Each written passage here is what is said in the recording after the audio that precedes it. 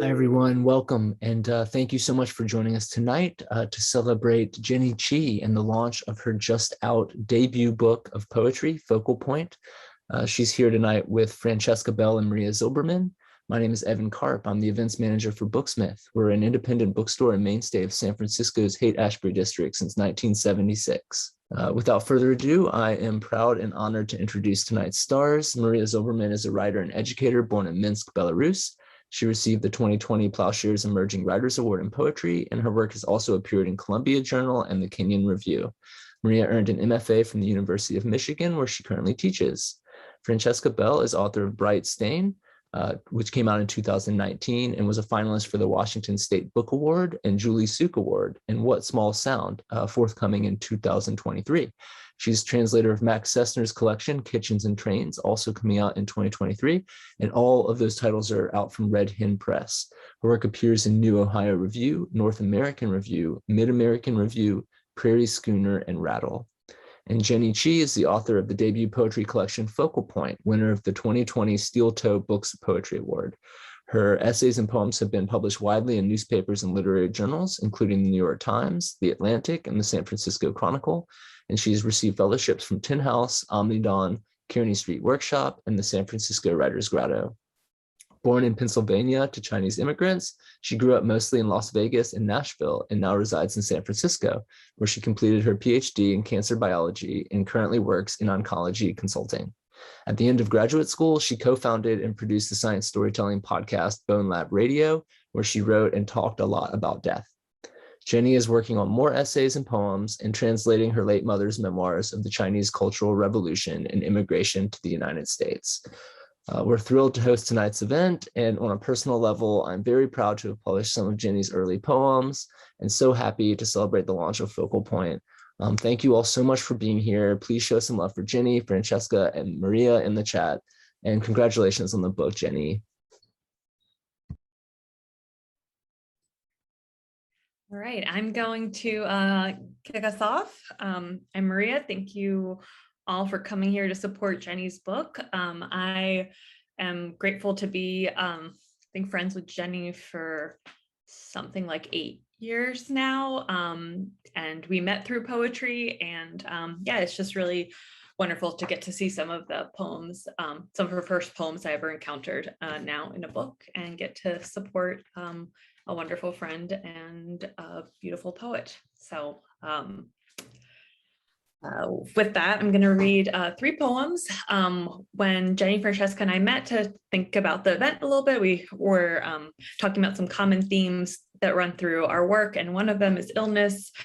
And so the first poem I'll read speaks directly to that. The first 2 think about my grandmother and her decline from dementia.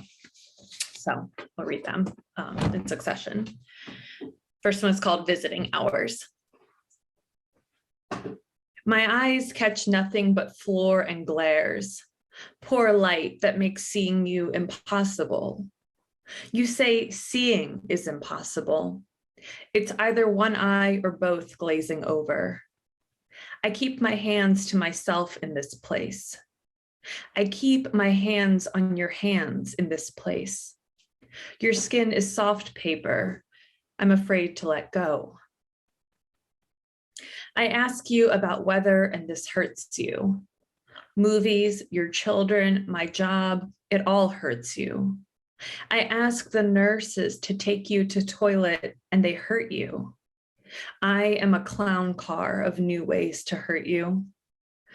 Sundays of my childhood, you, kerchiefed, waiting at the end of the dance studio, cucumber and bologna sandwich on your lap. I threw it all in the trash. 3 spits over each shoulder before I go in. My life spent spitting your name over my shoulders. If I was good, you'd wake in the morning. I bring you carnations, plastic orange vase placed next to the television, breakfast tray next to the television. Who do you see next to the television? I lean and you kiss me, 3 wet marks on each side. The next poem I'll read is called What Light Is. This is a newer poem. All morning I slept, waiting for the future to ring. The one where we sit again at the same table, spoon out the smothered halves of a red and green fish. It was May then, spring grazing the still naked trees. We walked looking for pastries. We spoke every word we knew to each stranger. When the ground shook, the ballerinas kept dancing. Now the television is bright with stars belting in an empty theater. While they sing, my mother feeds her mother tvarog and canned mandarins, one hand begging, the other casting its soft shape on my throat. And the last poem I'll read, the only thing maybe you need to know as reference point is that Kozlova Street is a street in Minsk, and 2 summers ago, I spent most of the summer in Minsk visiting family and places of origin. This is called Cusp Harvest. A pot of sour yellow plums simmers on the great gas stove. It is August and the city hangs like a moss cloak, damp voices in a petri dish, little dog sick with heat. I stir the sugar as the tram roils along Kozlova Street, my wild nettle body shifting in its abundant skin. I wasn't always thin-stemmed, but these days I can't refuse children. It's how I ended up cooking 5 kilos of fruit in this sauna kitchen, mashing the pulp, straining each shiny skull from the juice. I am a bad guest in a lost country. I don't presume to be wanted, sneaking into old buildings to touch doorknobs, photographing trash chutes. I leave cigarettes on benches and imagine my dead having a smoke. Motherland with no mother, only the phone bears a familiar timbre.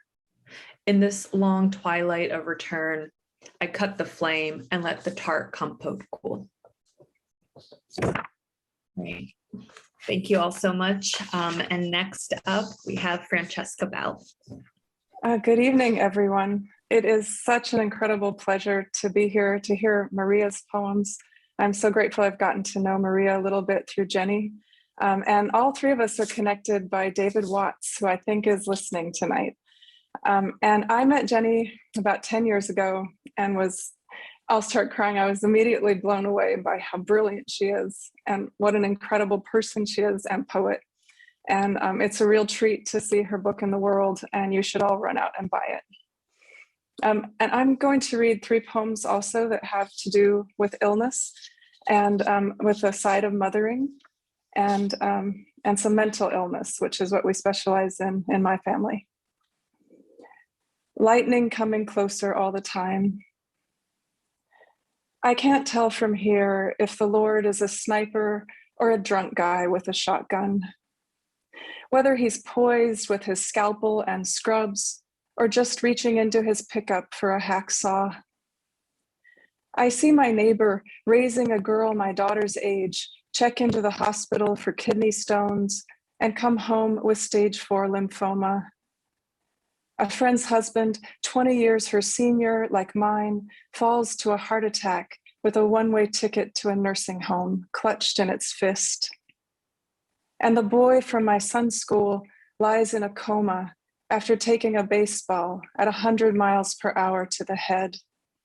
His skull fractured in precisely the place my son was twice concussed. Sometimes I want to take my fist to the face of God or duck my head, but I keep still out here in the open, humanity hung on me like a metal suit, and dread dripping off of me like rain.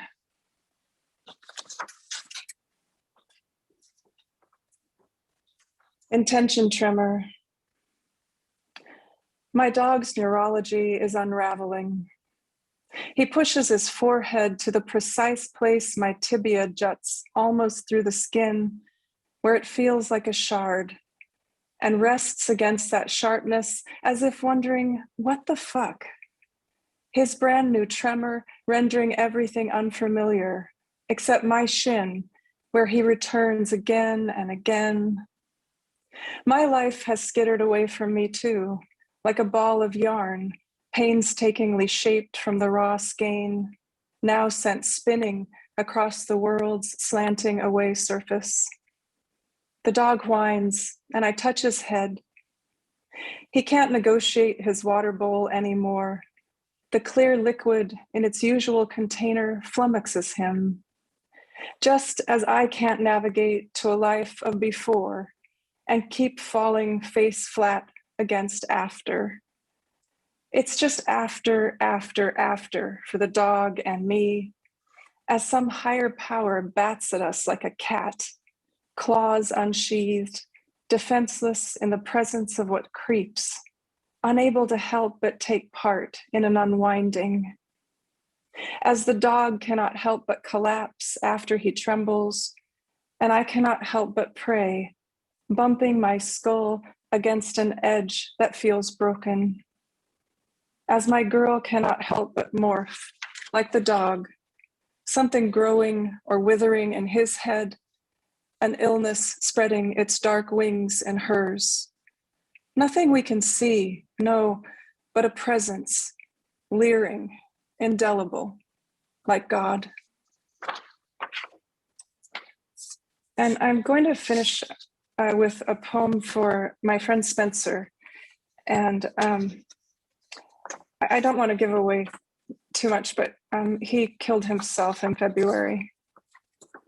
And this is a poem I wrote in tribute to him. Like a friend, you are hung safely in the past now, fixed in the frame of the photograph from that day in the mountains when I was afraid, but you went right in, trusting your body to the body of the lake, its coldness that held you even as the bottom dropped away. I'd like to remember you floating in the green world of the water, the heavens broken open like a vault above us, and summer pouring through. How you waved from the other side, elegant and straight, slender as an exclamation point. Last week, after life curdled inside you, like milk gone slowly, irrevocably sour, they found you suspended in the dark of the winter park. I'd like to imagine you peaceful, your fall caught by a snare you shaped yourself, pausing a moment between one world and the next, feet lightly brushing the ground, your body a shore you'd already pushed off from. I'd like to think of your hair shining white as bone in the moonlight, as the tree stood unbending in its mercy, and the end of your life rushed up like a friend to greet you. And now I'm so excited. Jenny is next up. So thank you, Jenny, for sharing your book with us and for inviting me and Mariya to be here and celebrate you. Thank you so much, Francesca and Mariya. I had to take a deep breath after this. Thank you both for sharing such beautiful poems with everyone, and for being here. I'm just so glad to be able to share this evening with two of my dearest friends in poetry. And thank you, Booksmith and Evan. As Evan mentioned, he, through Quiet Lightning, published some of my first poems. And so I really feel like I'm coming full circle with this event. And thank you everyone in the audience for being here. I'm going to read a handful of poems from my book Focal Point, which I will hold up here as it blends in with my background. I wrote this book primarily in grad school. And I have often called it a second dissertation, and it has somehow taken even longer than the first one. But I am glad to have it go out in the world now. And it feels particularly fateful for it to be this year, which is the 10th year after my mom's passing. I'm going to start with the very first poem in this book, which I refer to as a thesis poem of sorts. And the title is The Definition of a Focal Point in Optics. So this is point at which parallel waves converge and from which diverge. Researcher, prevention won't save my life, tweets a patient with metastatic cancer. I'm reminded of my mother. Why don't you want to study cancer? When I expressed interest in HIV. In the hospital, call from a professor. My mother clapping once, then silence. The roommate 30 years her senior, who called my voice lovely, who called my mother lucky, whom I resented because she outlived my mother. Nights at a microscope in a dark room where the lights turn off after 10, sitting too still, turning a knob just so to focus on the right field of cells. The 800 mice I've sacrificed this year, injecting cancer, harsh medicine into their soft, warm bodies, hating them for biting me, but understanding, stroking their white fur in apology, covering cages with paper so they can't watch their sisters die. But I can, and I see my mother in those graying eyes. Eyes I refuse to donate because how would she see? And I think how cruelly futile all this erratically focused empathy, how brutal to learn why I couldn't save what I couldn't save.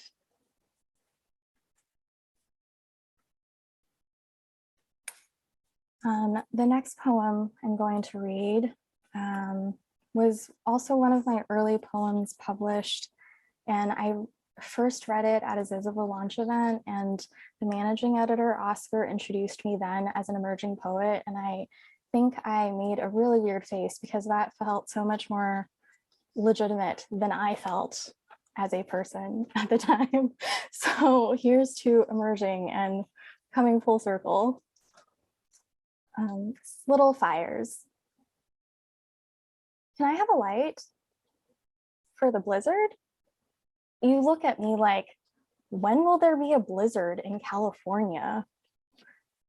Did I tell you I almost died in a blizzard? Twice. Once when I was 5, driven across the country with half-filled suitcases in a beat-up sedan, warming my hands in a blurry Denny's, my mother giving me medicine with ice cream, hands shaking, so she dropped some on the table. How it hurt to spend money we didn't have on ice cream in December. The other time, it was summer in San Francisco after my mother died. Every day, trudging through fog, thick and cold and aimless, like always fresh snow. It's how I imagine frozen quicksand must feel, except snow gets inside you, slinks into your shoes and clings to your pores and filches all your warmth until you start thinking maybe I can lie down and won't feel it. I sank my hands in the pockets of my mother's old coat and felt a match.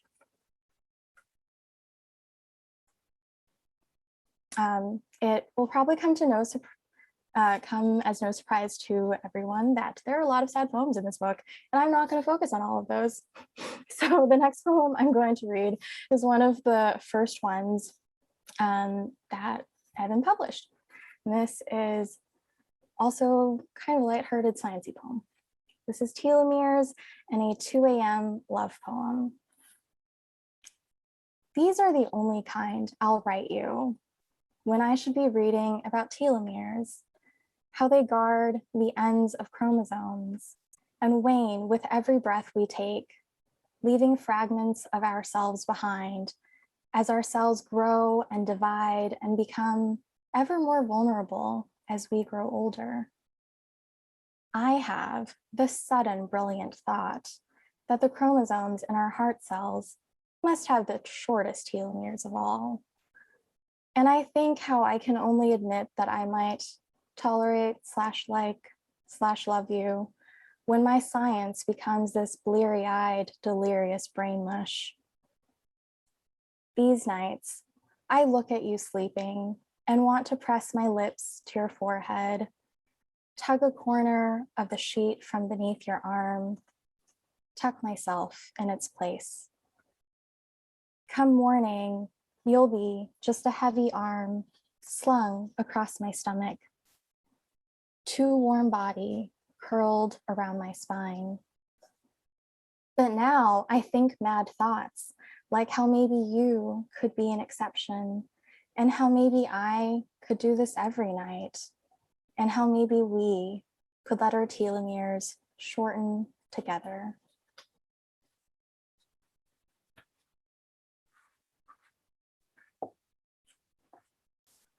I structured early parts of this book almost like a poetic lab notebook, since I was writing them early in grad school when I was learning to do things. And so I have a series of short little biology lesson poems that are kind of fun. I'm going to read those. And they're interspersed in the book with scenes from my non-biology life. I don't think I'll read those. Biology lesson 1. Cells need touch. Isolated cells wither, float away in a blood-red sea.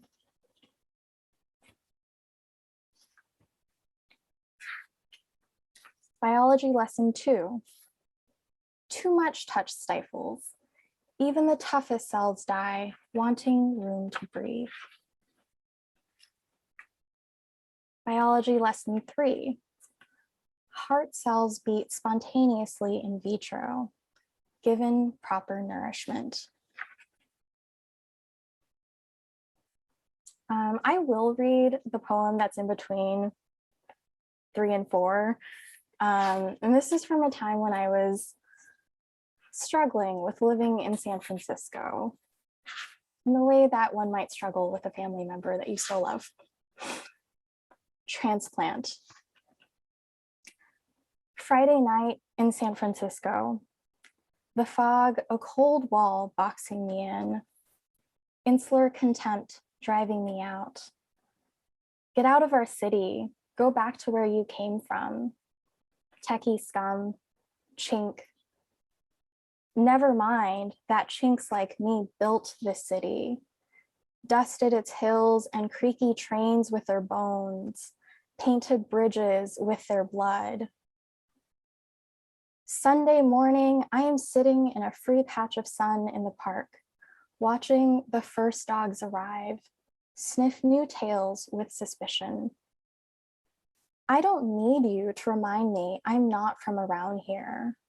A transplant that won't take, like the first foreign hearts rejected by the body before scientists learned how to make them beat as if they always belonged. This is followed by biology lesson 4. Fed the right factors, cells can become anything. Molecular inspiration. Okay, I just have a few more poems, and I'm going to next read one that is very special to me and took me a long time to write. And if you guys have seen my posts for the pre-order giveaway, the broadsides that were made by Miller Press have an excerpt from this poem. So this is Postcards from the Living. I light incense on the stovetop, trail cinders through an empty house. I've decided to believe in the power of ashes. Here I am, buying fruit, mending torn shirts, brushing teeth in cramped bathrooms, living someplace new. Wish you were here. I sprinkle sandalwood dust on the ribbon from my first 5K, the token from my first solo trip. Milestones so small and unremarkable, only you could understand and be proud. Remember world history class, how I translated lectures to you each night, partly to practice, partly to keep you with me. Every day, there's so much new I want to show you, like the spongy tang of injera, pork belly banh mi melting like butter on the tongue. All these places I have traveled without you, so I can forget how without you I am. Remember when I was 10 and hateful, trying too hard to be cool? How in a rare moment, you said all you wanted was for me to love my life, my only life, this life you started. Here, look how the clouds blush so fiercely, the stark blue winter, so cold and bright.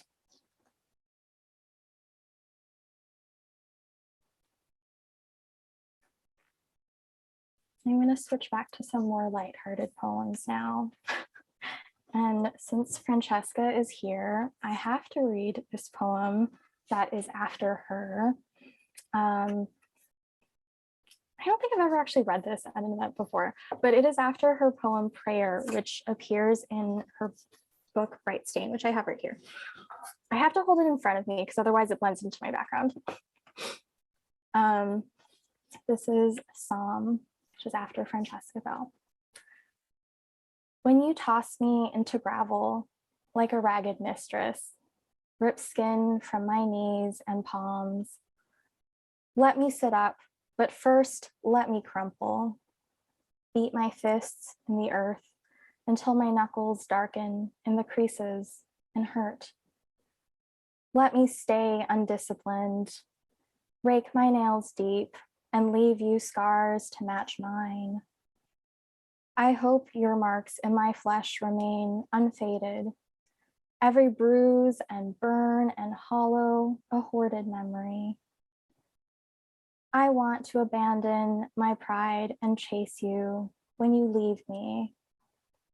And when you pierce my too tender chest, let my heart break open and spill its warmth.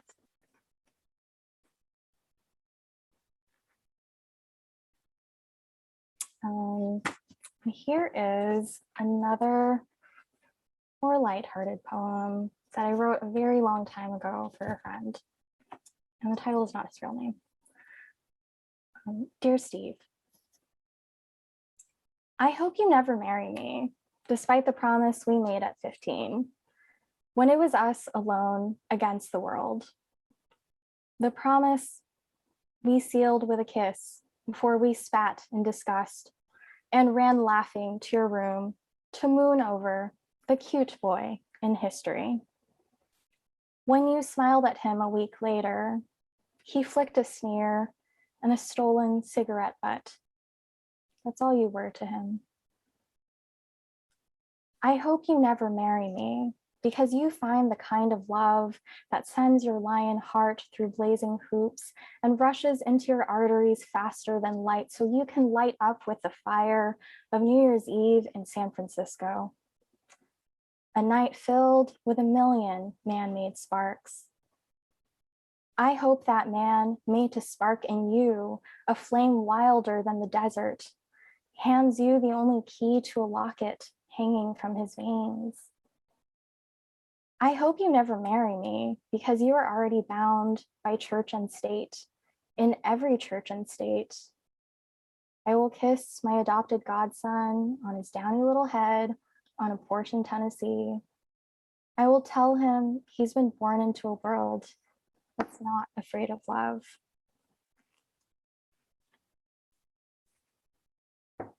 And I will read one more poem. And this is kind of a love letter to San Francisco. We've had our differences, but it's been my home for over a decade now. When this is all over, here is what I will miss. Running through the park, even when I hated it, cursed my legs for their sourness. The heron walking into the pond, small white reflection emerging from the verdure, so lush it brushes the sky teal. Bees floating from poppy to lupine to cobweb thistle, tender hum and churn, like waves lapping the shore, like language, like love, so certain, how could it be any other way? Even the fog, that cool gray mist stalking the shoreline, feeding redwoods pale honey from a mercurial god, feasting on city lights in waning hours. And at the end, squinting into the bright ocean, once described by the Greeks as wine, because they didn't have words for the color blue, or there wasn't yet blue, or maybe they were drunk off its immensity. Thank you.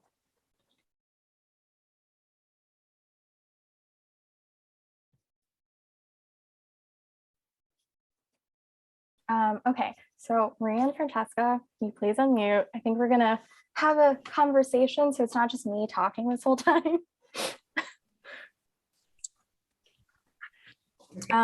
And because there has been a lot of heaviness in this reading, I would like to start us off by just asking what has been bringing you guys joy lately? I'll go first. What's been bringing me joy lately is embroidery. I rekindled my previous love affair with embroidery, and it has kind of taken me by surprise how much I like it and how much comfort it's giving me to just sit and embroider. Awesome. So yeah, that's my big contribution to the joy. The joy conversation. Nice. The thing that is bringing me joy is my literal only hobby, which you two told me was a hobby, which I just thought was like a chore that I did.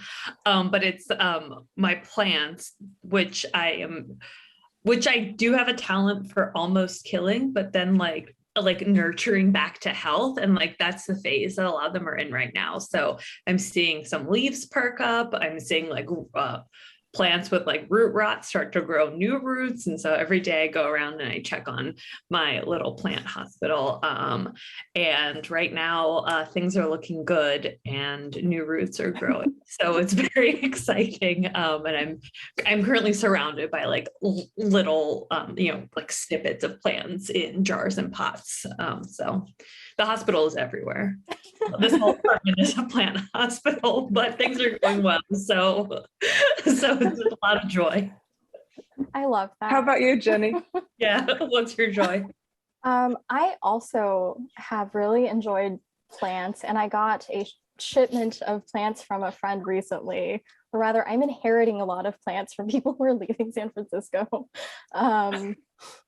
And in fact, today, I think I may have sent a photo around where I couldn't turn on my heater because I just have plants above and on top of my heater, and I was just really cold. I'm actually still kind of cold, which is why I'm wearing so many layers, but I can't turn on my heat because I have to take care of these plants and not burn them.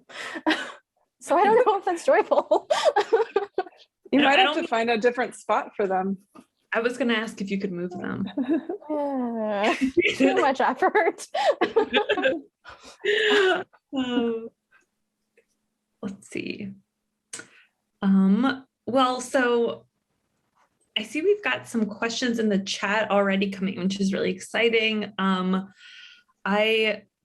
We still have quite a bit of time, so I might take the liberty of kicking us off with one question, and then kind of seeing where we go from there. But Jenny, I would love if you would talk to us a little bit about what the process was like of putting this book together, because you mentioned that it was like a second dissertation. It's 10 years of poems. And how do you shape 10 years of poems into a manuscript?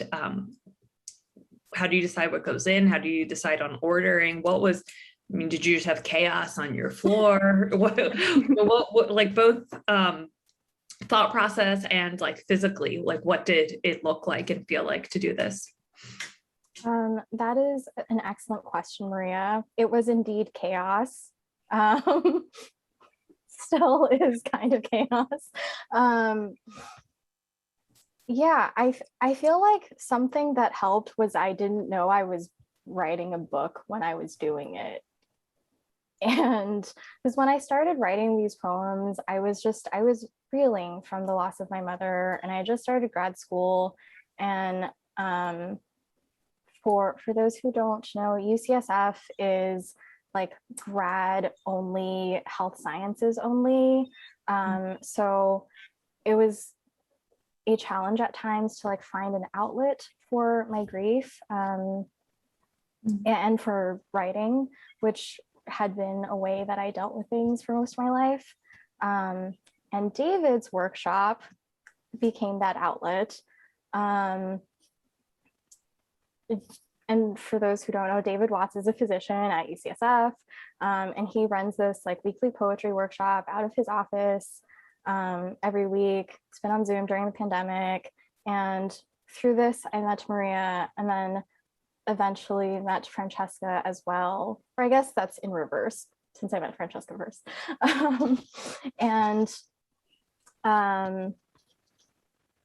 Yeah, I think one day I just like walked into a workshop after like years and years of just writing hundreds of poems, and David was like, "Where's your book?" And that was when I started the grueling process of actually putting things together, and that required a lot of help and feedback from David and from other people. I really can't emphasize enough how much I didn't know what I was doing when I started, and it was hard to separate myself from it enough to like not feel like I had to put it together chronologically. And I think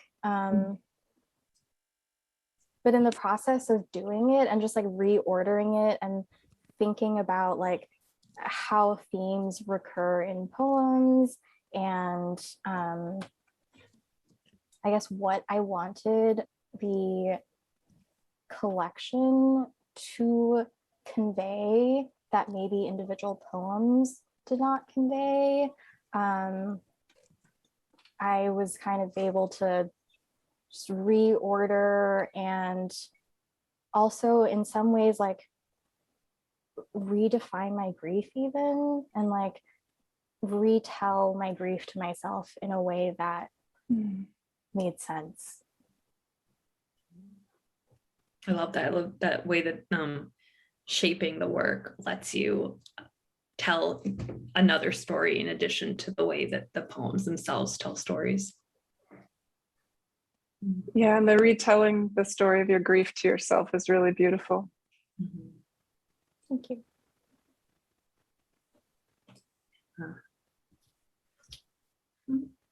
We have a couple questions in the chat now, and I see Evan is here, so I think. Thank you, Mariya. This has been wonderful. Thank you all so much for your poems, and also thank you everyone who's asked questions so far. It's not too late. If you have a question, drop it in the chat, and we'll see if we can ask it. The first question comes from Kimmy. Hi, Kimmy. She's wondering, how would you describe, this is for you, Jenny, how would you describe the effect of your scientific studies on your poetry? Hi, Kimmy. Thank you for this question. I honestly, I used to think for a really long time that they were pretty separate, but then as I put this collection together, I realized I actually had a lot of sort of sciencey poems, and like just because I spent so much of my life and so much of my time in that world, just like metaphors from science kind of creep into my poems, like in Transplant. I actually remember the workshop, Mariya commented on that poem, and like I hadn't thought about that at all. It was just like I learned this thing about transplantation and that was cool and that made it in. And so I think it has offered like a wealth of material to work with and just like a whole other world to draw from.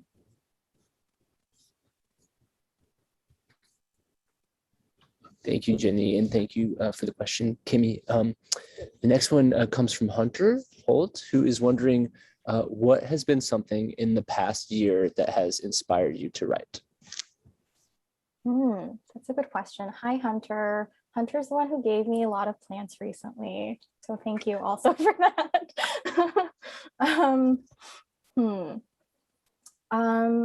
I will have to be completely honest and tell you I haven't written as much in the last year as perhaps previous years, in part because I think like putting together the book and like finalizing like events and such requires such a different part of my brain.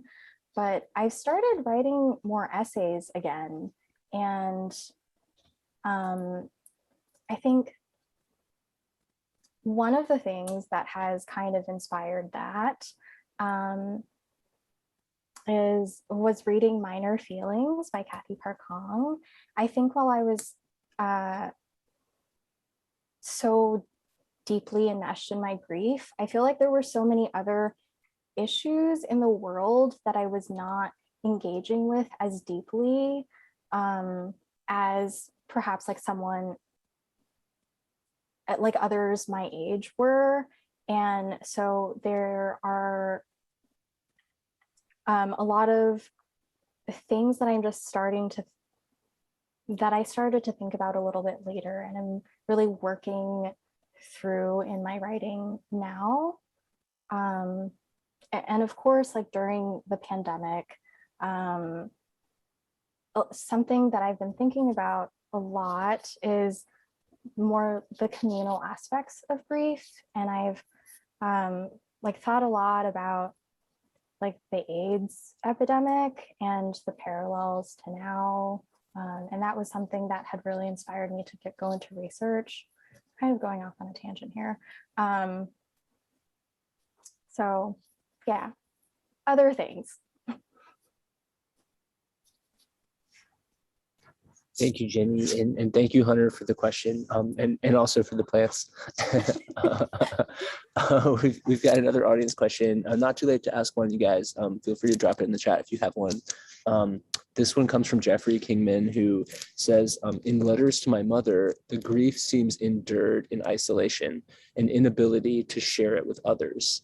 How hard was it to go from that to sharing with the world in Focal Point? Thank you, Jeffrey. That's such a thoughtful question. And a good one that I'm giving some thought to right now. I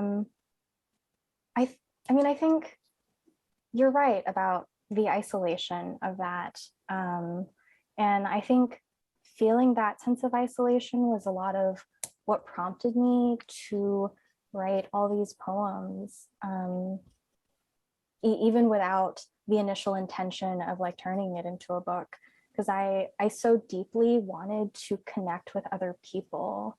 I think I was just so young, and I didn't know that many people who were like me, I guess. And so I think being able to put this book together and connect with so many people in this way has I guess, been a successful effort in like reaching out and finding connection.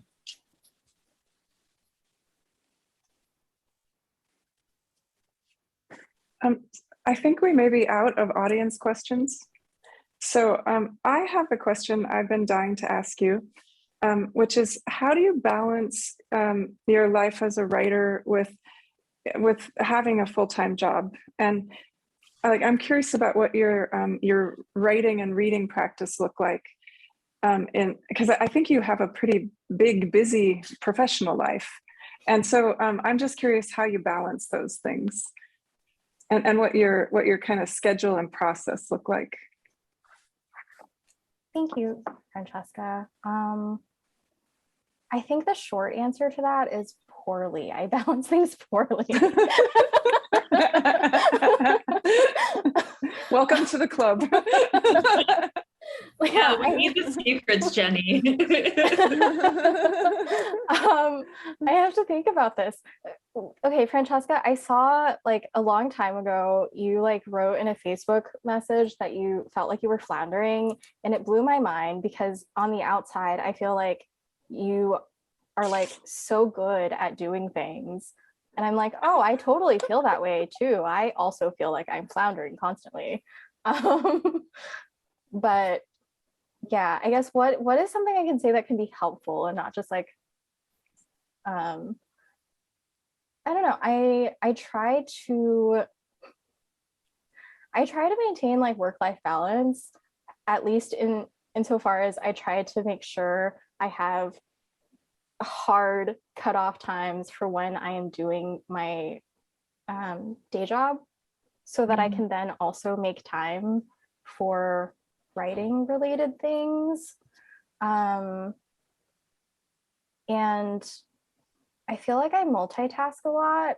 A lot of my hangouts with people and like a lot of my social time is like going to the gym and like other things that are like productive, I guess. I hate using that word, but yeah, I don't know what, like, oh, you also asked about like writing and reading practice. I really like doing challenges, like 30-day challenges and things like that. Oh, currently Mariya and I are doing Tolstoy together, in which every day we read like 15 to 20 pages of War and Peace. And which is a national thing. We're doing through a public space. And I mean, Jenny, should we be honest that neither one of us is on track? we're both like weeks behind in this challenge. Yeah. Yes, I am 10 days behind right now. I'm often behind. I'm so relieved to hear that. Yes, so behind. And last month, was it 2 months ago, I did the Seeley challenge, which is where you read one poetry book every day for the month of August. So I guess that was 2 months. I only got through 25, I think, but that was still in the spirit of the challenge, so I am fine with that. And the trick to that is you have to find chapbooks and really short books. Otherwise, how can you read like a whole book in a day? It's like the emotional bandwidth isn't even there. Yeah, I've never tried the Seeley challenge. Yeah, I'm just, apparently I'm a slacker. I haven't read Tolstoy either. I mean, have we?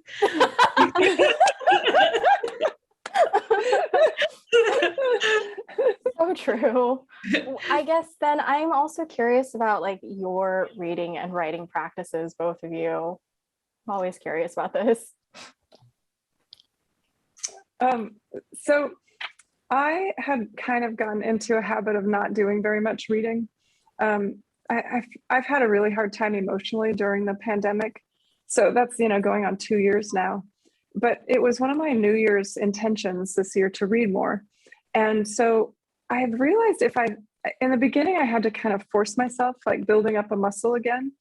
And now the thing that's helping me a lot is I keep a list, and every time I finish a book, I get to write it down on my list. And I don't know, that is incredibly motivating. You know, I should give myself like a little chocolate or something every time. But so I've been reading. I mean, I think I've read almost 40 books since January, and it's a mixture of poetry, nonfiction, and fiction. And then my writing practice has fallen apart as well, and I haven't gotten that back in hand again. I used to try to write 2 poems a week and submit to 2 places a week, but I had my book tour in 2019, and then, you know, it's back in the before times. And so now my big goal, which I just started a few days ago, is to sit at my desk for an hour or 2 at a time, just to practice being there again. And I've written like maybe 3 new poems in the last month, which is huge output because I wrote nothing for 6 months at all. Yeah, so yeah, I'm just kind of in a state of disarray. I guess that's how I'd describe it. How about you, Mariya? Feeling a bit similarly, and the way that I have, you know, my MFA didn't end that long ago, and so for years I had kind of a built-in, you know, schedule and expectations. And then when the pandemic started, everything's unraveled, and in my writing life as well, and in my reading life. And lately, I've started to read more prose again. I've still had, for some reason, a harder time being able to focus on poetry, and some way that feels counterintuitive, because you can sit down and read an entire poem, but you can't sit down and read War and Peace in one sitting. And yet I'm having an easier time focusing on prose somehow. I feel like this will offend the fiction writers out there, but like, it doesn't feel like it demands the same attention or the same kind of emotional investment in like a page of prose as a page of poetry. So I've been able to get back into reading prose more than I have been able to start reading poetry. But the way around both things has been just tricking my friends to do it with me. I mean, like, you know, I wouldn't be reading War and Peace if Jenny wasn't doing it with me. I wouldn't be writing poems if a friend of mine and I, in the summer, we each traded 30 prompts with each other, and each, you know, had to, the time frame got extended and extended to, you know, oh, we're going to do 30 prompts in 30 days. And we're going to do 30 prompts over the course of like 3 months. You know, but still, that was, I mean, that's some of the only poem, the Cusp Harvest that I read tonight came out of one of those prompts. And that's one of the few things that I have written in this past year. And it's really been, reading and writing this year has been possible because of community. And because of finding ways to read and write with other people. I love that. And I totally agree that community has been essential during this time. I definitely would not be reading War and Peace if you hadn't roped me into it. Jenny, we're getting close to time, but there are lots of questions still in the chat. Do you mind if I read another one to you? Okay. This question comes from Yijin Dong. Jenny, what kind of audience reader do you wish that you can reach with Focal Point, and why? Hi, Yizan. A good question. I mean, I guess I am hoping to reach someone who is not unlike me when I was writing these poems. And I wrote these poems because I needed them, and I wasn't really finding that out there. I think when I was grieving, I read a lot. And in fact, in that first year after my mom passed, I didn't do any writing at all. And I thought I would never write again.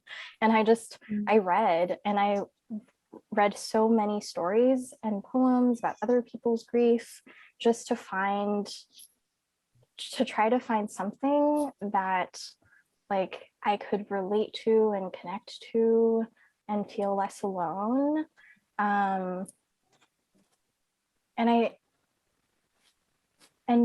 Oftentimes the things that I read, they were from like writers who were older, which makes sense.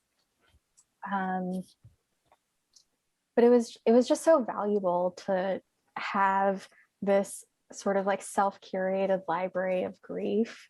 And so I am just glad if I can make someone else, like a younger Jenny, feel a little bit less alone. Yeah, it's beautiful. Yeah, I mean, grief is such a process, to be able to connect with people who experience it. Jenny, we have another question. So it's from Erica Santiago, who asks, my favorite poems in the book are Laboratory Observation and Brother. I love that they're paired back to back. Thank you for this beautiful peek into your life.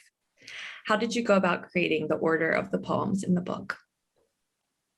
Thank you so much, Erica. Good to see you.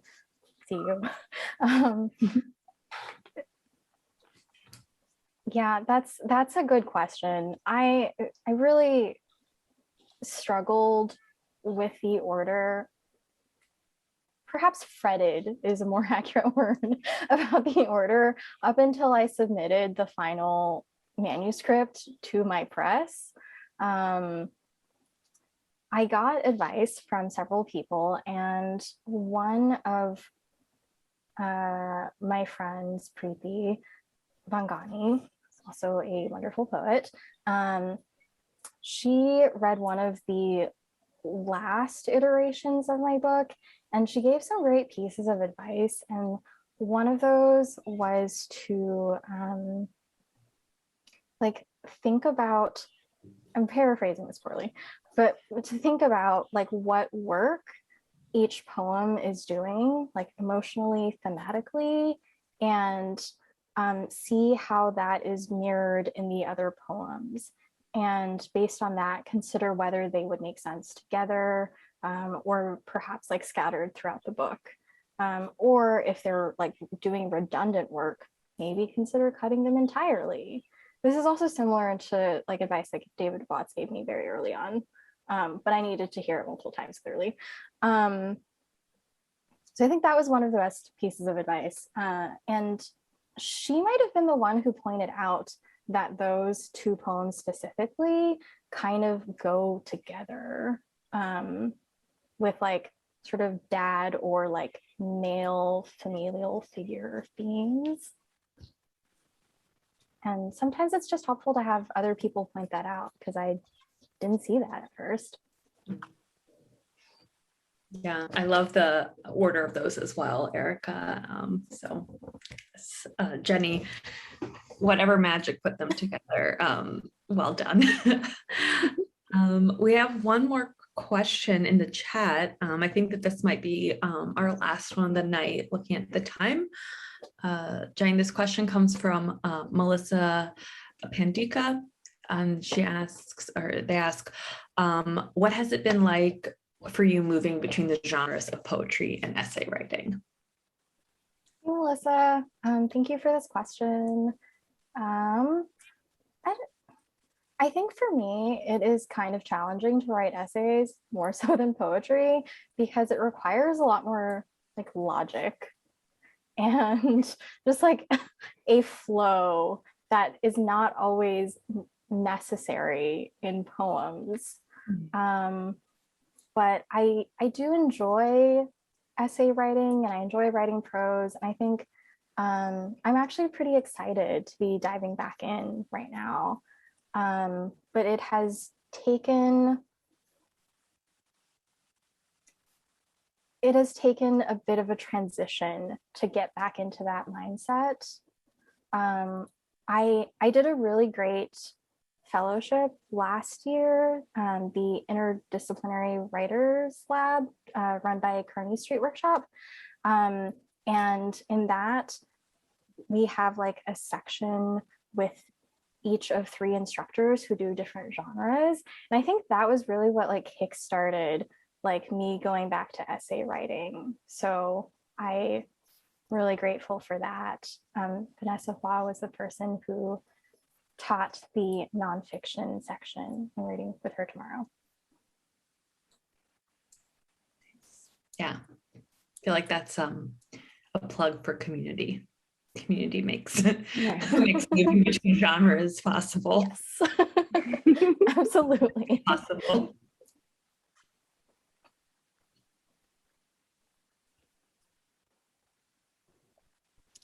I'm gonna pop back in while you guys can still see me. I'm disappearing. This has been such a lovely, emotional roller coaster. I'm so proud of you, Jenny, and I'm just so happy to celebrate Focal Point with you here tonight, and with all of you here tonight. And Mariya and Francesca, thank you for starting the night off so beautifully. It was such a treat to hear each of your poems, and your conversation as well has been lovely. I'm grateful to have been here. I hope you all have enjoyed it as much as I have. I just dropped in the chat again the link for the book. If you don't have your copy of Focal Point, get it now before they're all purchased by other people. Signed copies from Booksmith, and we'll ship them right to you, or you can pick them up at the shop. Order first, and I think that's all I've got. Congratulations again, Jenny, and y'all show some love for Jenny in the chat, and take care, everybody. Thank you for joining us tonight. Thank you so much, Evan. Thank you, Mariya and Francesca. Thank you, everyone. This has been really lovely. Thank you and congratulations. Yeah. I'm so happy I keep choking up. Thank you, Jenny, for sharing the night, and can't wait to keep celebrating. Guys, thank you so much. Good night, everyone.